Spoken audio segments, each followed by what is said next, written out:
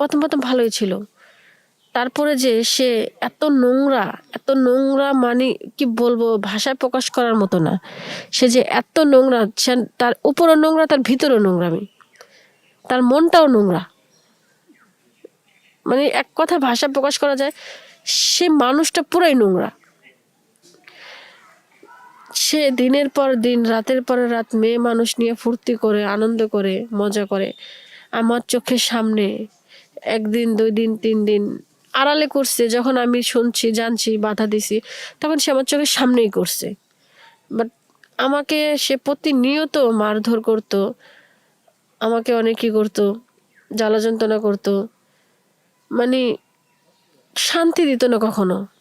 সবাই কেমন আছেন? আশা করি ভালো আছেন। আমিও ভালো আছি। আমি আসছি এখানে নতুন একটা গল্প নিয়ে, সুন্দর একটা গল্প, মজার মজার কিছু গল্প নিয়ে আসছি, যেটা বাস্তব ঘটে আমাদের লাইফে। সেটা নিয়ে আসছি, 2টা স্বামী স্ত্রীর গল্প। আসলে কি,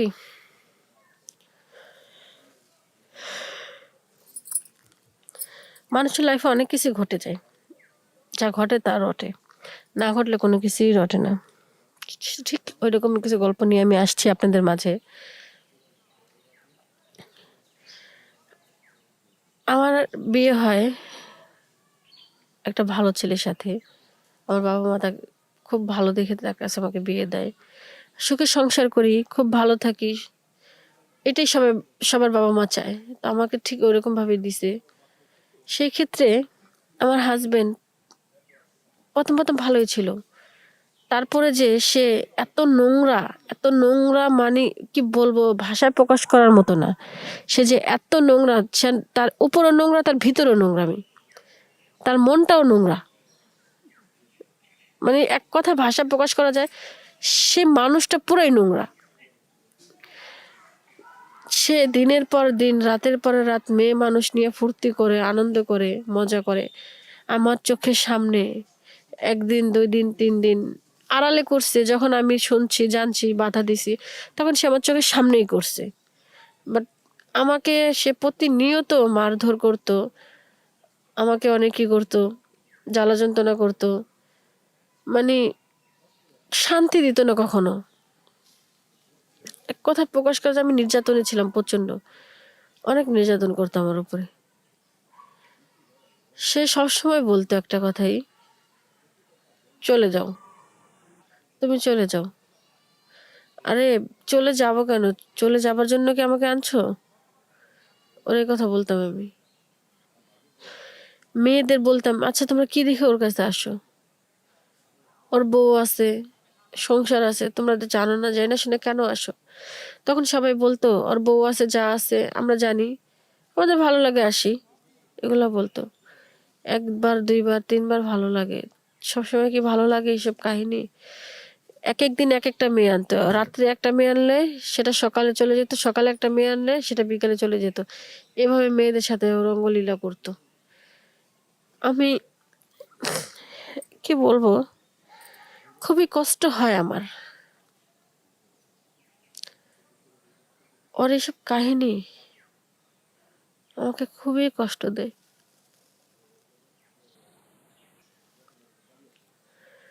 এতটা পরিমাণের কষ্ট দেয় আমাকে, যা ভাষায় প্রকাশ করার মতো না।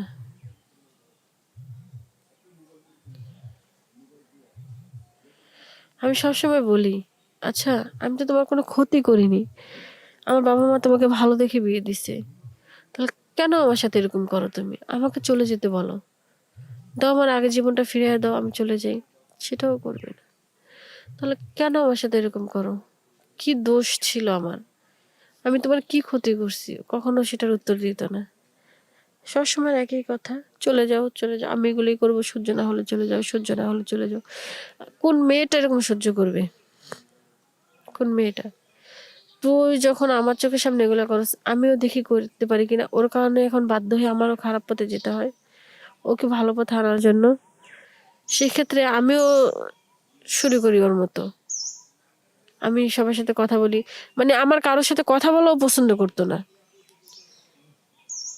আমার কারোর সাথে কথা বলা পছন্দ করতো না। লাস্ট পর্যায়ে দেখলাম কি, ওরে আমাদের বাড়ির কেয়ারটেকার কাজের ছেলে, ওর বোর সাথেও থাক, ওর বোর সাথেও সে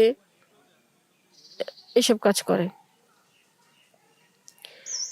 মানে আমার কাছে তখন আমার রুচিতে বাঁধলো যে আমার বাড়ির কেয়ারটেকার কাজের ছেলে তার ওয়াইফের সাথে সে রঙ্গলীলা করে বেড়ায়।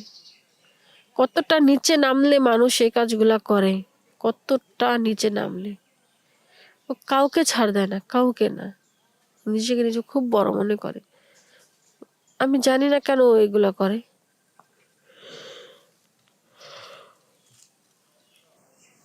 তো আপনাদের কাছে আমার একটাই রিকোয়েস্ট, কেউ বিয়ের পরে এই কাজগুলো করবেন না। কারণ সবাই প্রত্যেকটা মেয়ে তার স্বামীর ঘরে আসে একটু সুখের জন্য, একটু ভালোবাসার জন্য। আর খাওয়ান পিন্দন তো বাবা মাই দেয়, ছোট থাকতে বড় করে বাবা মা এটা দিয়েই বড় করে। তারপরে কি সবার একটা স্বপ্ন থাকে, শখ আহ্লাদ থাকে, সেটা কখনো নষ্ট করে দিবেন না আপনারা। ওর দেখা দেখে আমিও শুরু করি। কয়েকদিন যাবার পরে নিজের কাছে খুব মানে আনইজি ফিল লাগে, খারাপ লাগে। কিন্তু ওরে ভালো পথে আনার জন্য হয়তো আমি বা কিছু করতে হবে, না হলে ওরে আমি কখনো ভালো করতে পারবো না। আর চিন্তা করি ও পারলে আমি পারবো না কেন। হয়তো আমাকে অনেকে কমেন্ট করবেন যে আপনি একটা মেয়ে মানুষ, আপনি কিভাবে এই কাজগুলো করছেন, উনি ছেলে মানুষ, উনি পারবে, আপনি তো পারবেন না। এটাও ঠিক আছে আপনাদের কথা। তারপরও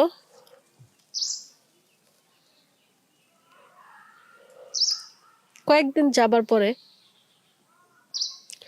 ওর ভুলটা বুঝতে পারে। ভুলটা বোঝার পরে আমাকে বলে যে তুমি পথ থেকে সরে এসো। তখন আমি বলি আমার আর সম্ভব না। ও অনেক কান্নাকাটি করে, পায়ে হাতে ধরে, অনেক কিছু করে। পরে আমি বলছি দেখো আমাকে খারাপ বানানো পুরাটাই তুমি, কারণ তোমার কারণে আমি খারাপ হয়েছি, তোমার কারণে বাধ্য হয়েছি আমি খারাপ হতে। তো সেই ক্ষেত্রে তুমি আমার সাথে কোনোভাবেই রাগ করতে পারো না। পরে বলছেন না ঠিক আছে, আমি তোমার খারাপ হতে বাধ্য করছি, কিন্তু একটা কথা কি, মানুষের লাইফে অনেক কিছু ঘটে। আমি অনেকেরই বলি সবাই নিজের হাজবেন্ডকে একটু ভালো রাখার চেষ্টা করুন, যাতে সে কখনো এসব মেয়েদের নিয়ে কোনো কিছু করতে না পারে। আর প্রত্যেকটা বাবা মাকে বলি মেয়েকে বিয়ে দিলে দায়িত্ব শেষ হয়ে যায় না, কারণ মেয়ের জামাই কি করে না করে এগুলো দেখতে হবে। হয়তো অনেক মেয়েরা স্বামীর এই অসম্মানী হবে, ছোট হবে, সেই কারণে বাবা মার কাছে যা বলে না, তারা নিজেদের কষ্ট নিজেরাই সহ্য করে। তো আপনাদের সেটা খেয়াল রাখতে হবে কি যে মেয়েটা কেমন আছে, কোন হালে আছে, কি করতেছে। এটা না করলে আপনার মেয়ের জীবনটা পুরো নষ্ট হয়ে যাবে। অনেকেই অনেক বোনরা আছে তারা সুইসাইড করে।